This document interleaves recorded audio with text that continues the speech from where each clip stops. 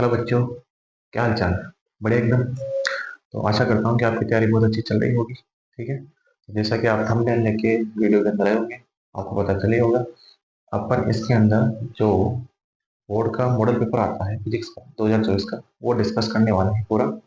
ठीक है, तो पहले तो अपन मैं आपको बोर्ड का पैटर्न समझा देता हूँ कि किस टाइप का क्वेश्चन आने वाले हैं और कितने कितने नंबर के आने वाले हैं। ठीक है ना। तो सबसे पहले आपको बात बताऊं, तो इसमें छोटे क्वेश्चंस को ज्यादा डाला गया है ताकि बच्चे की नॉलेज को पता किया जा सके। ठीक है, तो जो आपका जो पूरा पेपर होगा, जो भी फिजिक्स का पेपर होगा, तो वो आपके 4 सेक्शंस में डिवाइडेड। ठीक है, तो अपन एक एक सेक्शंस की बारी बारी बात करेंगे। पहले मैं अपन को चारों सेक्शन के अंदर किस टाइप के क्वेश्चन आने वाले हैं और कितने नंबर के आने वाले हैं, क्या क्या उनका नंबर डिवाइडेशन, वो सब मैं बता देता हूँ। ठीक है, जैसा कि आपका जो क्वेश्चन पेपर होगा 4 सेक्शन में डिवाइडेड। पहला सेक्शन होगा सेक्शन ए। ठीक है, आप सेक्शन ए के अंदर क्या क्या आने वाला है वो बताता हूँ। ठीक है, तो सेक्शन ए के अंदर आपके तो एमसीक्यूज आएंगे, मतलब कि एवरेज टाइप के क्वेश्चंस। ठीक है, वो आएंगे इसके अंदर आपके 16 क्वेश्चंस। कितने क्वेश्चंस आएंगे? 16 क्वेश्चंस आएंगे। और इसके मार्क्स होंगे आपके आधा नंबर का एक क्वेश्चन। ठीक है, तो 16 क्वेश्चन हो गए आपके कितने? 8 नंबर। ये इसकी मार्किंग होगी। ठीक, उसके बाद में इस सेक्शन में आपको आएंगे fill in the blanks. Fill in the blanks, जिसको हम हिंदी में बोलते हैं खालिस्तान। ठीक है ना, खालिस्तान के आएंगे आपके पास 10 क्वेश्चन, और वो भी कितने नंबर के होंगे? आधे नंबर के। ठीक है ना, तो आपके खालिस्तान आएंगे फिर 5 नंबर के। उसके बाद में आएंगे आपके short answer type question. Short answer type question मतलब जिसका आंसर आपको एक लाइन में एक शब्द में देना है, ऐसे क्वेश्चन आएंगे। और ऐसे क्वेश्चन मिलेंगे आपको 8, और वो होंगे आपके 1 नंबर के। ठीक है, तो वो हो गए 8 मार्क्स के। तो आपको इसमें दिख रहा होगा कि आपका सेक्शन एक कितने मार्क्स का है? 8 8 16 और 5 21।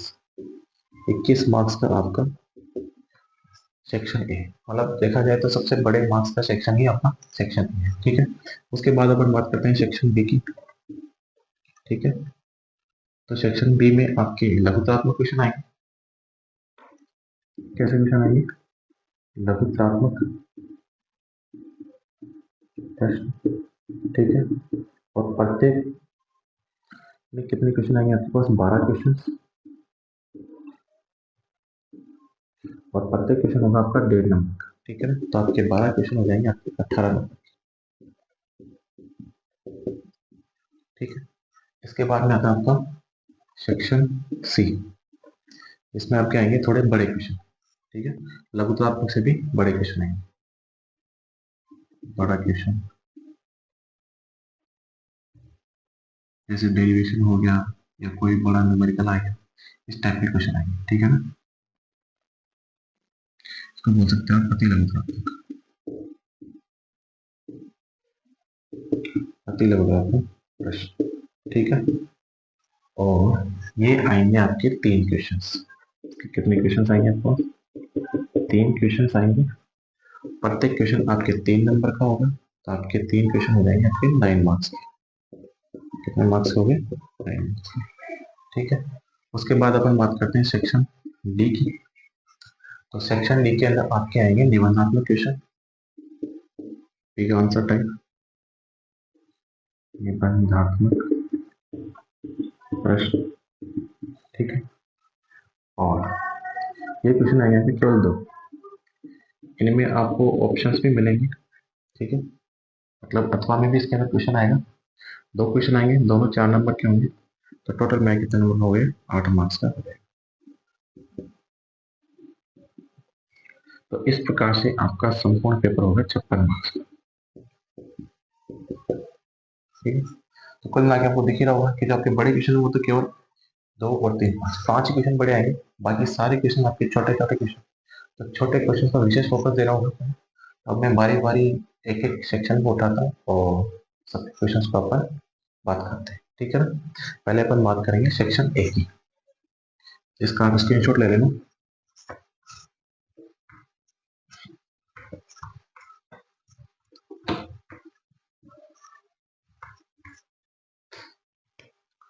सेक्शन ए, ठीक है।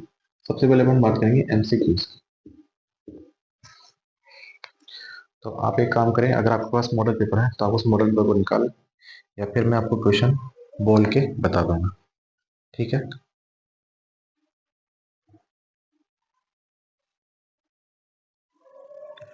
देखो, जो आपका पहला एमसीक्यू है वो आपके फर्स्ट चैप्टर में से है। क्वेश्चन है, निर्वात में दो बिंदु आवेशों Q1 व Q2 के मध्य लगे कूलाम बल F बराबर K Q1 Q2 बटे आर स्क्वायर में प्रयुक्त के एसआई पद्धति में मान होता है। तो ये आपने पढ़ा ही होगा कूलाम बल। कूलाम बल का फॉर्मूला, कूलाम बल का फॉर्मूला क्या होता है, F बराबर K Q1 Q2 बटे आर स्क्वायर। तो इसमें आपका ये के नियतांक है, इसका ऐसा ही मान बताना आपको। तो के का ऐसा ही मान होता है 9 इंटू 10 की घात 9, ठीक है। ये इसका ऐसा ही मान होता है, और इसकी बीमा आती है मात्रक newton metre square upon coulomb square, ठीक है। तो इस हिसाब से आपका आंसर हो जाएगा newton metre square upon coulomb, 9 into 10 की घात 9। तो ये हो जाएगा ऑप्शन ऑप्शन बी। इसमें आंसर होगा ऑप्शन बी, ठीक है। सेकंड क्वेश्चन देखते हैं अपन। विद्युत क्षेत्र व विभव में सही संबंध है। अब विद्युत क्षेत्र और विभव में क्या संबंध होता है, विद्युत क्षेत्र और विभव, ठीक है। अगर मैं आपको हिंदी में बताऊं तो आपका जो विभव होता है वो बराबर होता है विद्युत क्षेत्र इनटू दूरी, ठीक है। जो भी आपके इलेक्ट्रॉनों के बीच की दूरी, ठीक है। अगर उसको ऐसे लिखें, V इक्वल टू कितना होगा, E इंटू टी, ठीक है। अब मैं इसको अवकलन के रूप में लिखना चाहता हूँ, तो इसमें लिखते हैं इसको अपन आंशिक अवकलन के रूप में। तो ये जब ये डी नीचे जाएगा तो ये जो विद्युत क्षेत्र है आपका, वो इसका अवकलन होगा del V upon del D, और डी की जगह अगर आप एक्स लेते हो तो डेल एक्स, ठीक है। और साथ में इसके लगता है माइनस, मतलब ये विभव और विद्युत क्षेत्र इन दोनों के बीच में क्या होती है, दिशा का अंतर।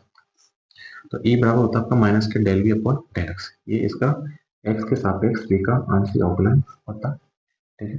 जिसे अपन विभव प्रवणता भी कहते हैं। क्या कहते हैं, विभव प्रवणता, ठीक है।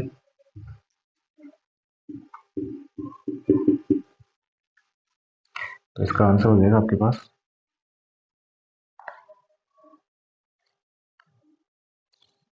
ई बराबर minus K del V upon del R K, ठीक है। तो इसका ऑप्शन हो जाएगा बी, ऑप्शन हो जाएगा इसका, ठीक है। थर्ड क्वेश्चन देखा हम, गतिशीलता का एसआई मात्रा, ठीक है। अब गतिशीलता, तो पहले तो आपको गतिशीलता का फॉर्मूला पता होना चाहिए। गति, क्वेश्चन नंबर 3, गतिशीलता, ठीक। गतिशीलता होती है आपकी किसी एकांक विद्युत क्षेत्र में, एकांक विद्युत क्षेत्र में इलेक्ट्रॉनों का अपन वेग कितना बढ़ता है, ठीक है। तो ये वीडियो ऊपर है, ये आपकी गतिशीलता का फॉर्मूला है, ठीक है। यहाँ से आप मात्रक बना सकते हैं इसका, इसका मात्रक बनेगा, देखो ये वेग है अपन वेग, तो इसका मात्रक तो होगा मीटर पर सेकेंड, तथा विद्युत क्षेत्र की तीव्रता, विद्युत क्षेत्र की तीव्रता का मतलब होता है वोल्ट पर मीटर। क्या होता है, वोल्ट पर मीटर, ठीक है। तो इसका मात्रक क्या बन जाएगा, ये मीटर ऊपर चल जाएगा तो क्या बन जाएगा, मीटर स्क्वायर, और नीचे क्या आ जाएगा, वोल्ट सेकेंड, ठीक है। तो ये आपकी गतिशीलता का मात्रक होगा। तो इसमें आपका ऑप्शन आ जाएगा मीटर स्क्वायर वोल्ट पर सेकेंड, ऑप्शन बी। ये क्या होगा, सभी में ऑप्शन बी आ रहा है चलो कोई बात नहीं। इसके बाद आपका क्वेश्चन विद्युत धारा व अपन वेग में संबंध, ठीक है। क्वेश्चन नंबर देखो, विद्युत धारा व अपन वेग में संबंध। तो आपको होता है विद्युत धारा को आई से दिखाते हैं और अपन वेग को अपन दिखाते हैं वीडी से, ठीक है। इनके बीच में संबंध होता है, और इसको मैं याद करने का एक छोटा तरीका बताया था कि आप याद रखें आई बराबर वी ना, क्या याद रखें, आई बराबर वी ना। तो वी ना का मतलब होता है V D E N A, ठीक है। ऐसे याद रखेगा, आई बराबर V D E N A. Vd तो होता है आपको, ई होता है इलेक्ट्रॉन का आवेश, एन होता है number of electrons per unit volume, और ए होता है आपका अनुप्रस्थ काट का क्षेत्रफल। ठीक है, तो यहाँ से आप इसको लगा सकते हो, और इसमें ऑप्शन अलग तरीके से दिए हुए हैं, तो इसमें आपको ये दिखाना है, इसमें आपका आंसर हो जाएगा आई की फॉर्म में दिया हुआ है, आई बराबर V D E N E. ठीक है, तो इसमें ऑप्शन आएगा द, ऑप्शन आ जाएगा इसमें। ठीक है ना, इसके बाद अपन नेक्स्ट अपन क्वेश्चन देखते हैं। नेक्स्ट अपन को नंबरिकल दिया हुआ है, सवाल को पढ़े हम। 10 सेंटीमीटर त्रिज्या व 100 फेरों वाली कुंडली में 1 एम्पीयर धारा प्रवाहित हो रही है, तो कुंडली के केंद्र पर चुंबकीय क्षेत्र ज्ञात करना। तो क्या ज्ञात करना आपको? कुंडली के केंद्र पर चुंबकीय क्षेत्र ज्ञात करना। तो सबसे पहले तो इसका फॉर्मूला हमें याद होना चाहिए। ये जो क्वेश्चन है वो बायो सावर्ट के नियम पर आधारित होता है। ठीक है, जब अपन कुंडली के अक्ष पर और केंद्र पर चुंबकीय क्षेत्र, तो केंद्र का फॉर्मूला होता है आपके पास बी केंद्र बराबर आता है आपका mu not an I upon 2r। ठीक है, ये इसका फॉर्मूला होता है, जिसमें ये एन होता है फेरों की संख्या, आई होती है धारा, म्यू नॉट है निर्वात की चुंबकशीलता, और आर है कुंडली की त्रिज्या। ठीक है, तो हमें ये क्या क्या दिया हुआ है वो लिख लेते हैं अपन एक बार। एक तो इसकी त्रिज्या देखिए आपको 10 सेंटीमीटर। ठीक है, इसको हम मीटर में चेंज कर लेंगे तो कितना हो जाएगा? 10 इंटू 10⁻² मीटर। ठीक है, उसके अलावा सर फेरों की संख्या दे रखी है, फेरों की संख्या दे रखी इसके अंदर 100, और धारा का मान दिया हुआ है 1 एम्पियर। तो अब इसको निकाल दें, बी केंद्र पे कितना आएगा? बी केंद्र बराबर म्यू नॉट का मान होता है 4 पाई इंटू 10⁻⁷। ठीक है, और एन का मान होता है 100, धारा का मान 1 एम्पियर है, बटे हुए 2 आर, आर केवल देखिए 10 इंटू 10⁻²। इसका सॉल्यूशन करेंगे, कितना आ जाएगा? ये 2 से कट जाएगा 2 बार। ठीक है, ये 10⁻1 है, ये 10⁻², कितनी बच जाएगी? 10⁻1 बचेगी, यहाँ -7 और ये 10⁻², तो ये कितनी बचेगी? -5, -5, और ये ऊपर कितना हो जाएगा? 10 है, तो ये कितना हो जाएगा? 2 पाई इंटू 10⁻, ये तो हो गया पूरा -7 और -5, ये 10⁻1 थी, ऊपर जाके हो गई +1, तो 10⁻1। ठीक है, नीचे कुछ बचेगा नहीं, इसमें क्या बच जाएगा? 2 इंटू पाई का मान 3.14 और 10⁻⁴, 3.14 बराबर हो जाएगा 6.28 इंटू 10⁻⁴, और चुंबकीय क्षेत्र का मात्रक होता है टेस्ला। तो ये इसमें आंसर आएगा। आंसर हम मैच कर लेते हैं, इसका आंसर हो जाएगा ऑप्शन बी। ऑप्शन बी इसमें आंसर आएगा। ठीक है, नेक्स्ट क्वेश्चन देखते हैं अपन। शुद्ध प्रतिरोधीय परिपथ का शक्ति गुणांक होता है। शुद्ध प्रतिरोधीय परिपथ का शक्ति गुणांक क्या? ठीक है, तो पहली बात तो अपन शक्ति गुणांक की बात करते हैं, तो शक्ति गुणांक आता है आपकी औसत शक्ति की फॉर्मूला, पी एवरेज बराबर कितना होता है? V R M S I R M S cos pi. तो इसमें जो कोस पाई आ रहा है ये कहलाता है आपका शक्ति गुणांक। क्या कहलाता है आपका? शक्ति गुणांक। मतलब कहने का मतलब ये है कि जो आपके एलसीआर परिपथ है उसमें आपका शक्ति जो होती है वो उसके कला कोण पर निर्भर करती है। ठीक है ना, यहाँ पे कोस पाई होता है आपका शक्ति गुणांक, कोस पाई बराबर होता है आपका आंसर आर बटा हुआ जेड। ठीक है, अगर अपन शुद्ध प्रतिरोध की बात करें तो शुद्ध प्रतिरोध के लिए जेड का मान किसके बराबर होगा? आर के, तो कोस पाई बराबर आर अपॉन आर। ठीक है, जेड इक्वल टू किसका होगा? आर, किसके लिए? शुद्ध प्रतिरोध के लिए। तो आर बटा आर की वैल्यू कितनी आ जाएगी? 1, तो आपके शक्ति गुणांक कितना आ जाएगा? 1। तो शुद्ध प्रतिरोध के लिए आपका शक्ति गुणांक कितना हो जाएगा? 1 हो जाएगा। ठीक है, तो इसमें ऑप्शन आएगा आपका ब। ब ऑप्शन सबसे ज्यादा है। ठीक है, बोर्ड में विशेष ध्यान रखना कि ब ऑप्शन ही ज्यादा होता है, तो आपको तुक्का भी लगाना हो तो ब ऑप्शन पे लगाना। ठीक है, नेक्स्ट बात करते हैं अपन। एक इक्वेशन दे रखी है और उसमें बताना है ये कौन सा नियम है। ठीक है,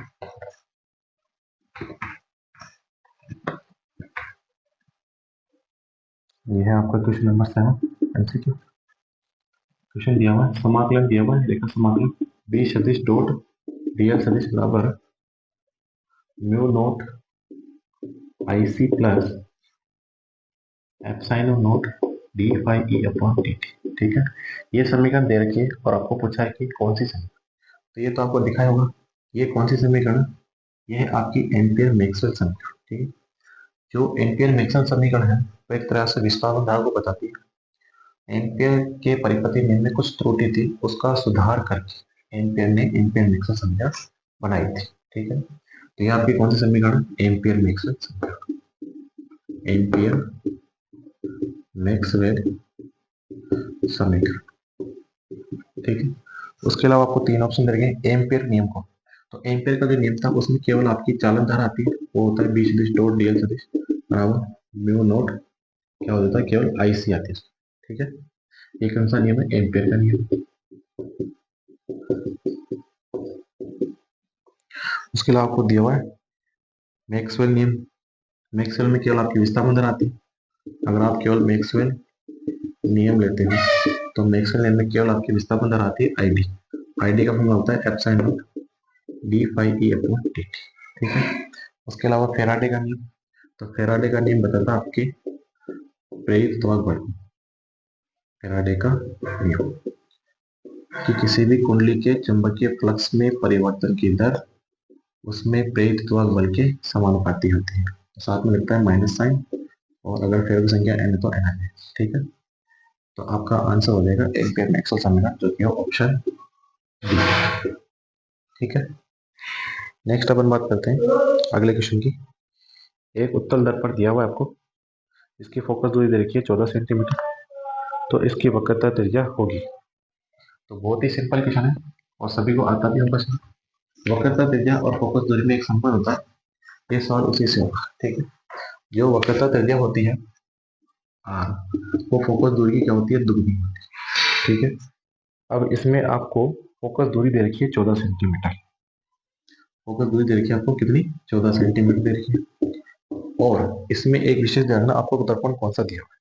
तो इसके अंदर आपको दर्पण दिया हुआ उत्तल दर्पण, और उत्तल दर्पण की फोकस दूरी प्लस में होती है और वक्रता त्रिज्या भी किसमें आएगी, प्लस में। तो सीधा सा फॉर्मूला दिख रहा है आपको, दो गुणा करना है फोकस दूरी, तो कितना आ जाएगा, 28 सेंटीमीटर। ठीक है, तो इसका आंसर आएगा आपके पास ऑप्शन सी। नेक्स्ट क्वेश्चन देखिए आप, एक जादूगर खेल दिखाते समय n बराबर 1.47 अपवर्तनांक वाले कांच के लेंस को किसी द्रव से भरी द्रोणिका में खुले बर्तन में डालकर अदृश्य कर देता है, तो द्रव का अपवर्तन। तो ये बेसिकली ये क्वेश्चन है, जिस भी द्रव में आप डाल रहे हो किसी भी द्रोणिका को, अगर उसका अपवर्तनांक द्रोणी के अपवर्तनांक के बराबर, तो वो वस्तु उसके अंदर गायब हो जाएगी। तो आपके द्रव का अपवर्तनांक कितना हो जाएगा, 1.47 ये हो जाएगा। इसमें आएगा ऑप्शन ब। नेक्स्ट क्वेश्चन, आई बराबर आई नोट कोस स्क्वायर थीटा प्रदर्शित करता है, ये समीकरण कौन से नियम को प्रदर्शित करती है। आई बराबर आई नोट कोस स्क्वायर थीटा, तो इसके बारे में तो पढ़ा होगा, यह आपके आता है चैप्टर 10 के अंदर, जो आपका वेव ऑप्टिक्स है, तरंग प्रकाशिकी। यह आपके मेलस का नियम, कौन सा नियम है, मेलस का नियम। मेलस का नियम ये कहता है कि जो ध्रुवक और विश्लेषक में से जो पारित अध्रुव प्रकाश है, उससे जो ध्रुव प्रकाश प्राप्त होगा, उसकी तीव्रता ध्रुवक और विश्लेषक के बीच बनने वाले कोण के कोज्या के वर्ग के समानुपाती होता है। यह आपके मेलस का नियम। ठीक है, तो इसमें ऑप्शन हो जाएगा आपका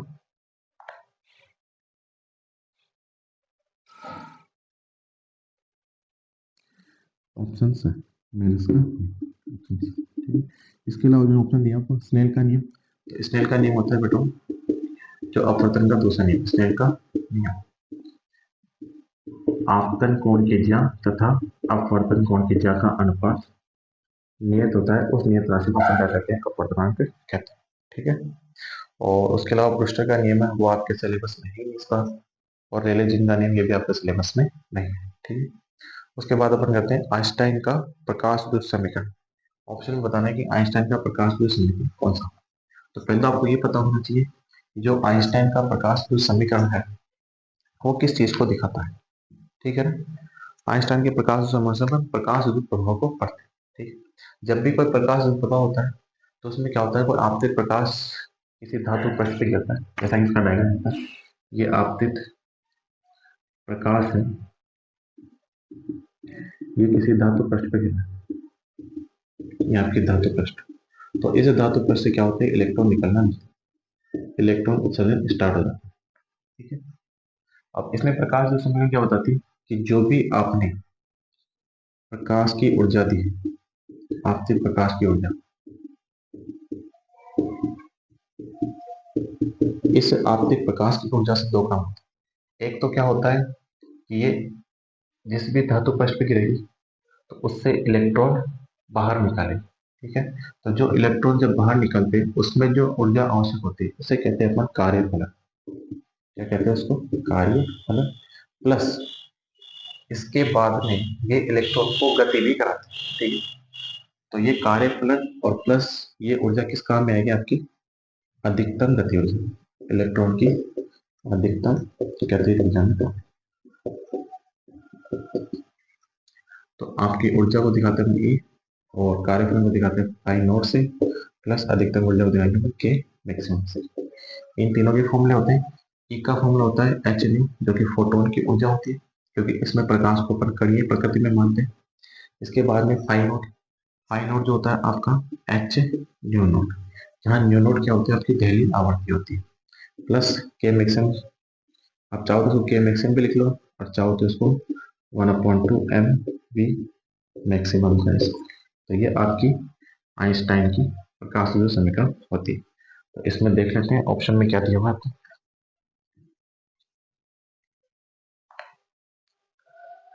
एच नी बराबर 1/2 M V maximum plus final. ठीक है। तो इसमें ऑप्शन आएगा आपका option A. Option A is the correct answer. Next question देखते हैं अपन। सीजियम धातु का कार्यफलन दिया हुआ आपको 13.24 इलेक्ट्रॉन। ये तो शायद गलत दिया हुआ।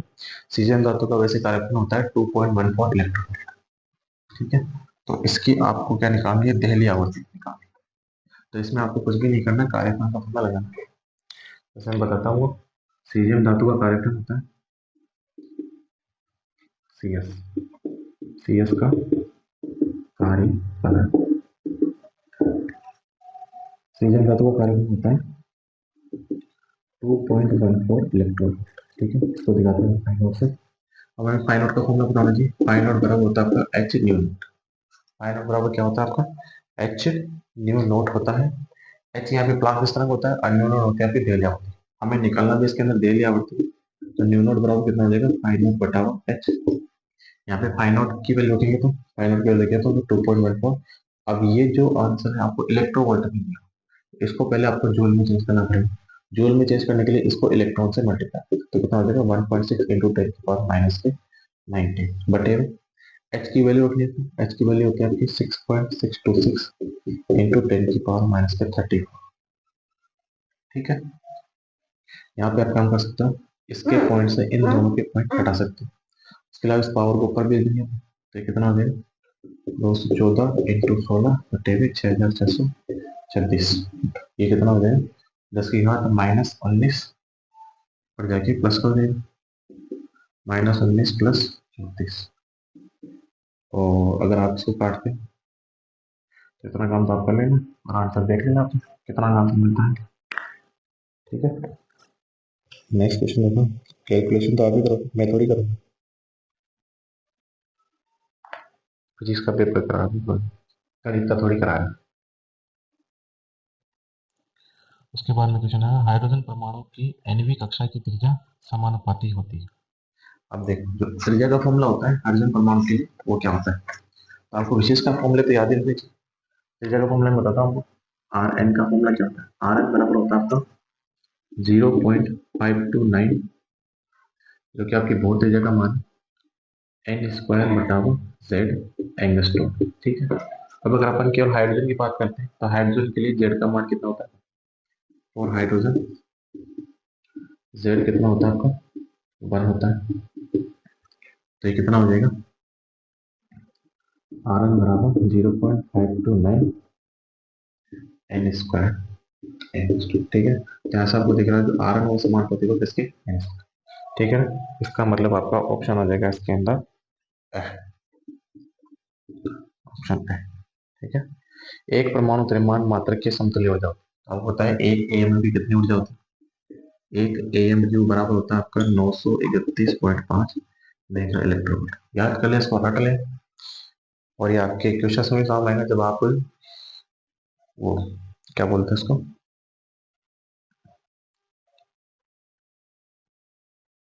चलिए नेक्स्ट क्वेश्चन देखते हैं। हाइड्रोजन परमाणु की निम्नतम अवस्था में ऊर्जा माइनस के 13.6 इलेक्ट्रोवोल्ट है। इस अवस्था में इलेक्ट्रॉन की स्थिर ऊर्जा क्या होगी? ठीक है, तो ये क्वेश्चन के लिए आपको एक फॉर्मूला बताता है। एक होती है आपकी कुल ऊर्जा कक्षा की, एक स्थिर ऊर्जा और एक गति ऊर्जा। इन तीनों में एक संबंध होता है। कुल ऊर्जा को दिखाते हैं टोटल एनर्जी, टोटल एनर्जी बराबर होती है आपकी गतिज ऊर्जा, काइनेटिक एनर्जी। ये टोटल ऊर्जा जो होती है गति ऊर्जा के बराबर होती है। साथ में इन दोनों का चिन्ह अलग अलग होता है। अगर ये प्लस में मानेंगे तो इसमें होती है माइनस में। तीसरी चीज होती है आपकी पोटेंशियल एनर्जी, स्थितिज ऊर्जा। स्थितिज ऊर्जा जो होती है कुल ऊर्जा की दुगनी होती है, और गति ऊर्जा की भी कितनी होती है? दुगनी होती है। और स्थितिज ऊर्जा और कुल ऊर्जा का साइन सेम होता है। ठीक है, तो आपको यहाँ पर कुल ऊर्जा दे रखी है माइनस के 13.6, तो अपन इस फॉर्मूले का इस्तेमाल करेंगे। टोटल एनर्जी कुल ऊर्जा बराबर होती है 2 गुणा वो पोटेंशियल एनर्जी। तो यहाँ से पोटेंशियल एनर्जी कितनी हो जाएगी?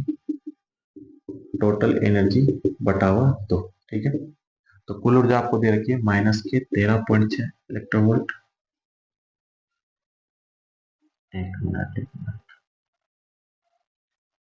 सॉरी गड़बड़ कर दी। इसलिए योगा दूरी है तो ये पे तो लगेगा, इस पर नहीं लेगा दो, दो इन दोनों में लेगा। पोटेंशियल ऊर्जा जो स्थिर ऊर्जा होती है वो गति ऊर्जा की भी दुगनी होती है और कुल ऊर्जा की भी दुगनी होती है। अब लिखो इसमें पोटेंशियल एनर्जी बराबर 2 गुना ऑफ टोटल एनर्जी। आपको टोटल एनर्जी दे रखी है इसके अंदर माइनस के 13.6 इलेक्ट्रॉन वोल्ट। ठीक है, 13.6 को 2 से गुणा करेंगे तो बनेगा माइनस के 27.2 इलेक्ट्रॉन वोल्ट। ठीक है, ये हो जाएगी आपकी पोटेंशियल एनर्जी। तो इसमें ऑप्शन आ जाएगा आपके पास ऑप्शन डी माइनस के 27.2। नेक्स्ट क्वेश्चन देखो, लास्ट क्वेश्चन आपका चैप्टर 14 में से निम्न में से कार्बनिक यौगिक अर्धचालक है। तो कार्बनिक यौगिक अर्धचालक इसमें से सीडीएस तो है आपका अकार्बनिक यौगिक, गैलियम आर्सेनाइड भी अकार्बनिक है, और कार्बन भी अकार्बनिक। तो इसमें जो ऑप्शन आएगा आपका बी आएगा एंथ्रासिन। ठीक है, कार्बन आपका अर्धचालक नहीं है, तो ऑप्शन आएगा इसके अंदर बी एंथ्रासिन। तो इस प्रकार आपके 15-16 क्वेश्चन थे एमसीक्यूज के। अब आप देखो खालिस्तान। खालिस्तान में आपका पहला खालिस्तान है, समरूप विद्युत क्षेत्र में विद्युत द्विध्रुव पर बलागुण के अधिकतम मान के लिए पी सदिश व ई सदिश के बीच का कोण होगा। ठीक, तो ये क्वेश्चन देखो कैसे होगा, कोण कितना होगा आपके। अगर आपने कोई समरूप विद्युत क्षेत्र में, ये समरूप विद्युत क्षेत्र है, ठीक है, इसको अपन ने समांतर रेखा, इसमें अगर आपने कोई द्विध्रुव रखा है तो उस पर जो बलागुण लगेगा तो उसका अधिकतम मान कब आएगा? जबकि हमें पता है कि इसके बलागुण का फॉर्मूला होता है टो बराबर पी सदिश क्रॉस ई सदिश, या फिर इसको लिखेंगे अपन पीई साइन थीटा एन के। ठीक, तो टो का मान अधिकतम कब होगा? जो आपकी थीटा का मान अधिकतम होगा। तो हमें पता है साइन थीटा का मान अधिकतम कब होता है? ये आपका मैक्सिमम होता है जब आपका थीटा कितना 90 डिग्री। ठीक है, तो यहाँ पे आपका कोण कितना आ जाएगा? समकोण के बराबर आ जाएगा या 90 डिग्री हो जाएगा। किसी चालक का प्रतिरोध उसकी लंबाई पर घटता है या बढ़ता है? लंबाई घटाने पर घटता है या लंबाई बढ़ाने पर घटता है? तो इसके लिए फॉर्मूला होता है आर जो होता है आपका वो समानुपाती होता है चालक की लंबाई की। समझ आएगा, चालक का प्रतिरोध जो होता है वो समानुपाती होता है चालक की लंबाई की। ठीक है, तो अगर आपका प्रतिरोध घट रहा है इसका मतलब आपकी लंबाई भी क्या होगी? घटेगी। तो आपकी लंबाई घटने पर ही आपका प्रतिरोध घटता है। नेक्स्ट क्वेश्चन देखो, एक धारा मापी को वोल्ट मीटर में रूपांतरित करने के लिए उसके श्रेणी क्रम में एक खालिस्तान जोड़ा जाता है। ठीक है, तो किसी भी धारा मापी को अगर आपको वोल्ट मीटर से सॉरी धारा मापी को वोल्ट मीटर में चेंज करना है तो आपको उसके श्रेणी क्रम में एक उच्च मान का प्रतिरोध जोड़ना पड़ता है। ठीक है, तो इसको याद करने के लिए आपको देखो, जो धारा मापी होता है इससे दो चीजें बना सकती है, या तो आप इससे क्या बना सकते हो एमीटर, और या फिर क्या बना सकते हो इससे वोल्ट मीटर। ठीक है, अगर आप एमीटर बनाना चाहते हैं तो आपको गैल्वेनोमीटर के समांतर क्रम में, किसमें, समांतर क्रम में एक अल्पमान का प्रतिरोध जोड़ना पड़ेगा, जिसको अपन बोलते हैं शंट प्रतिरोध। क्या बोलते हैं? शंट प्रतिरोध बोलते हैं। ये जोड़ने के बाद में क्या बन जाता है? एमीटर बन जाता है। ठीक है, ये किसकी तरह हुआ करेगा आपके पास? एमीटर की तरह। और अगर आपको धारा मापिक को वोल्टमीटर बनाना है तो आपको गैल्वेनोमीटर के या धारा मापिक के श्रेणी क्रम में उच्च मान का प्रतिरोध जोड़ना पड़ेगा। उच्च मान का, ठीक है। तो ये दोनों चीजें याद रखें। वोल्टमीटर बनाने के लिए श्रेणी क्रम में उच्च मान का प्रतिरोध, और एमीटर बनाने के लिए समांतर क्रम में निम्न मान का प्रतिरोध, जिसे अपन क्या कहते हैं? शंट प्रतिरोध कहते हैं। ठीक, नेक्स्ट क्वेश्चन देखो। किसी चालक का प्रतिरोध, ठीक है। अतिचालक पदार्थ की चुंबकीय प्रवृत्ति काय का मान होता है? तो अतिचालक पदार्थ है तो उसकी चुंबकीय प्रवृत्ति होती है अनंत। ये याद रखें। प्रत्यावर्ती धारा का वर्ग माध्य मूल मान उसके शिखर मान का खालिस्तान गुना होता है। तो प्रत्यावर्ती धारा का जो वर्ग माध्य मूल मान है आई आर एम एस होता है, और उसका जो शिखर मान होता है, इनमें ये संबंध होता है आई नोट बाय रूट। ठीक है, ये इसका शिखर मान है, ये इसका वर्ग माध्य मूल मान। तो इसका जो वर्ग माध्य मूल मान है वो शिखर मान का 1/√2 गुना होता है। इसको अपन ऐसे देते हैं आई नोट इंटू 1/√2 गुना। ठीक है, तो ये शिखर मान का कितना होता है? 1/√2 गुना होता है। इसके बाद देखो, जब प्रकाश सघन माध्यम से विरल माध्यम में गमन करता है तो वह आपतन कोण जिसके लिए संगत अपवर्तन कोण 90 डिग्री रहता है, उस माध्यम के विरल के लिए क्या कहलाता है? क्रांतिक कोण कहलाता है। ये आपकी कौन सी घटना के अंदर आता है? पूर्ण आंतरिक परावर्तन की घटना के अंदर आता है। ठीक है, इसमें क्या होता है? अगर कोई प्रकाश किरण सघन माध्यम से विरल माध्यम में जा रही है और उसमें जो बनने वाला अपवर्तन कोण अगर उसका मान 90 डिग्री हो जाए तो उसके लिए आपतन कोण का मान क्रांतिक कोण के बराबर होता है। ठीक है, इसके बाद देखो, ध्रुवण ही वह घटना है जो बताती है कि प्रकाश तरंग कैसे अनुप्रस्थ प्रकृति की होती है। ध्रुवण एक ऐसी घटना है जिसमें क्या होता है कि हम बता सकते हैं कि प्रकाश क्या है? विद्युत चुम्बकीय तरंग है, जिसमें विद्युत और चुंबक के कंपन होते हैं वो तरंग संचलन की दिशा के लंबवत होते हैं। ठीक है, इस प्रकार हम कह सकते हैं कि जो प्रकाश तरंग होती है वो कौन सी होती है? अनुप्रस्थ तरंग होती है। कौन सी तरंग होती है? अनुप्रस्थ तरंग। तो किससे पता चलता है? मतलब ध्रुवण की घटना से। ठीक है, नेक्स्ट क्वेश्चन देखो। दहली आवर्ती पर निरोधी विभव का मान शून्य होता है। दहली आवर्ती पर निरोधी विभव का मान क्या होता है? शून्य होता है। नेक्स्ट क्वेश्चन है, नाभिक की खोज रदरफोर्ड ने की। नाभिक की सबसे पहली बार नाभिक के बारे में बात की थी रदरफोर्ड ने। परम शून्य ताप पर नेज अचालक चालक का मान खालिस्तान होता है। तो परम शून्य ताप पर नेज अचालक चालकता क्या होती है? शून्य होती है। इसको याद करने के लिए एक चीज बताता हूँ, देखना आप। अपन बात करते हैं इसकी अर्धचालक की। अर्धचालक की जो चालकता होती है वो चालक और कुचालक के मध्य होती है। ठीक है, तो उसको याद कैसे करना है आपको?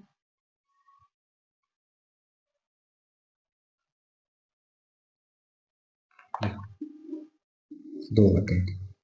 पहली बात है, अगर आपका ताप कैसा है? परम शून्य ताप। कौन सा ताप? परम शून्य ताप। और एक ताप आपका कौन सा? सामान्य ताप। तो ये जो परम शून्य ताप है उस पर तो किसकी तरह व्यवहार करता है? कुचालक की तरह।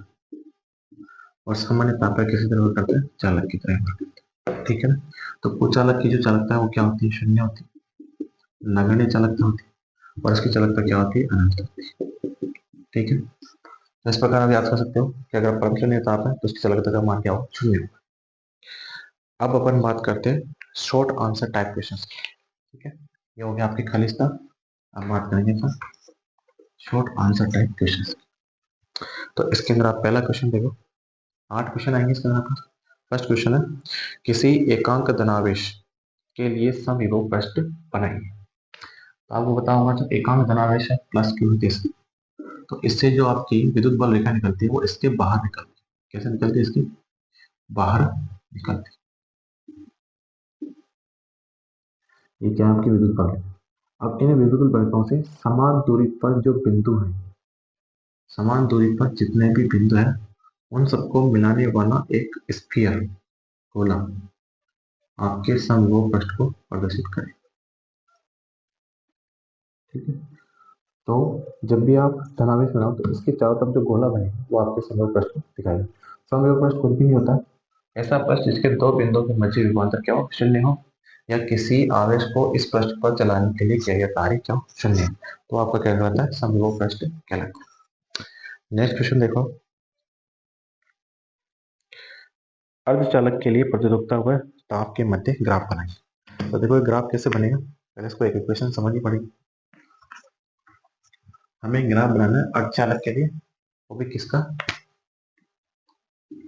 अर्धचालक, और ग्राफ बनाना आपको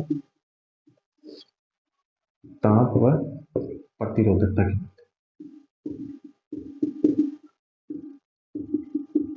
रो और टी की, ठीक है।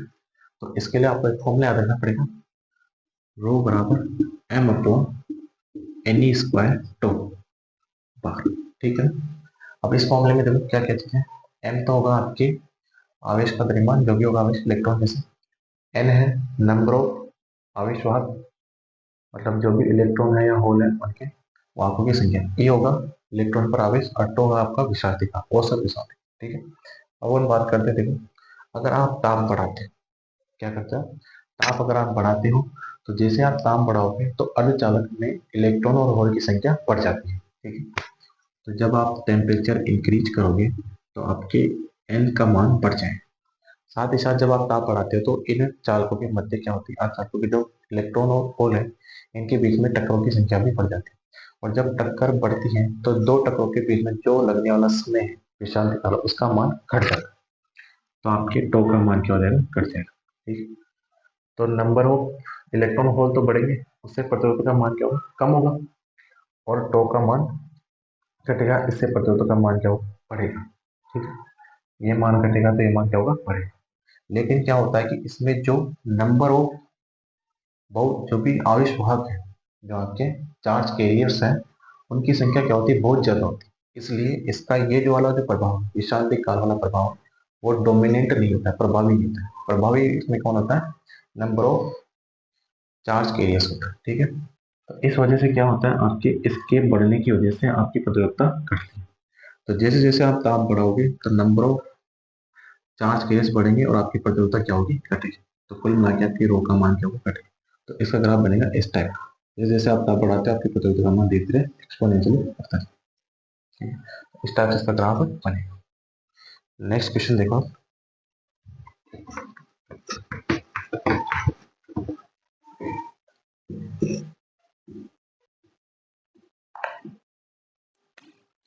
नेक्स्ट क्वेश्चन दिया हुआ आपको, चुंबकत्व के लिए गॉस का नियम। तो चुंबकत्व के लिए गॉस का नियम सीधा सा होता है, चुंबकत्व के लिए गॉस का नियम है कि किसी बंद पृष्ठ से निकलने वाला चुंबकीय फ्लक्स, बंद पृष्ठ से निकलने वाला चुंबकीय फ्लक्स का मान हमेशा क्या होता है, शून्य होता है। ये आपके गॉस का नियम है चुंबकत्व, ठीक है। नेक्स्ट क्वेश्चन आपका, लेंज नियम द्वारा किस संरक्षण नियम का पालन किया जाता है। तो लेंज नियम द्वारा किस संरक्षण नियम का पालन, सॉरी किस संरक्षण नियम का पालन किया जाता है, सीधी सी बात है, लेंज नियम द्वारा ऊर्जा संरक्षण के नियम का पालन किया जाता है। किसका पालन किया जाता है, ऊर्जा संरक्षण का नियम, ठीक है। नेक्स्ट क्वेश्चन है, प्रकाश तरंगों के समपोषी व विनाशी व्यतिकरण के लिए आवश्यक शर्तें पथांतर के रूप में लिखी, ठीक है। तो मैं दोनों लिख देता हूँ उसके, पथांतर और कलांतर दोनों की ही शर्तें बताओ। पथांतर और कलांतर, पथांतर को दिखाते हैं डेल्टा एक्स, कलांतर को दिखाते हैं डेल्टा वाई से।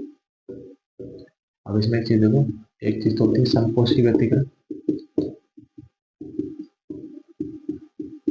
और एक आपका विनाशी व्यतिकरण।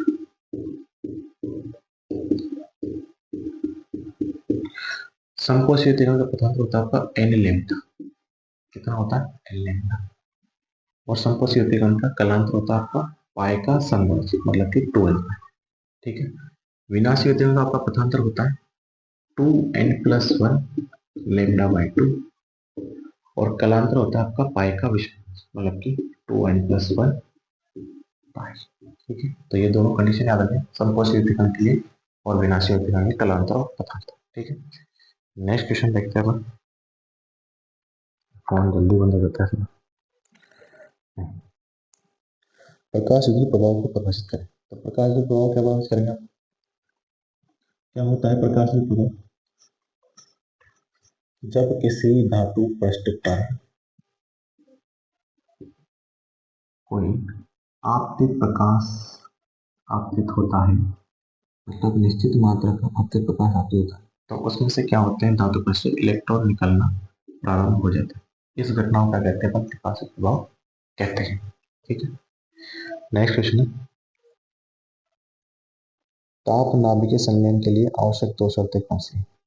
तो ताप नाभिकीय संलयन के लिए आवश्यक दो शर्तें, पहली शर्त तो ये है कि यहाँ पर आपको उच्च ताप की आवश्यकता होती है, और सेकंड शर्त है कि आपको उच्च दाब की आवश्यकता, मतलब आपको उच्च ताप और उच्च दाब की आवश्यकता होगी, और ये जो अभिक्रिया होती है वो आपके पृथ्वी पर संभव होगी। ये अभिक्रिया आपके कहाँ पर होती है? सूर्य पर होती है।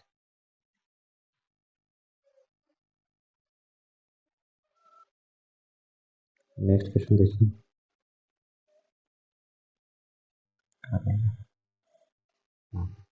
गाइगर और मार्टिन प्रयोग में किसी भारी नाभिक के कूलाम क्षेत्र को अवकलकों का प्रक्षेपवक्र आरेख दर्शाए गए हैं। इस आरेख में बी और थीटा किनका निरूपण करते हैं? ठीक है, तो आपने रदरफोर्ड एक्सपेरिमेंट पढ़ा होगा, तो उसमें क्या होता है, आपके अल्फा कण आते हैं और नाभिक से टकराते हैं, टारगेट नाभिक लिखा हुआ, ये नाभिक होता है। जो सोने की पन्नी होती है आपकी, क्या होती है? एक तरह की सोने की पन्नी, इससे आपके अल्फा कण टकराते हैं।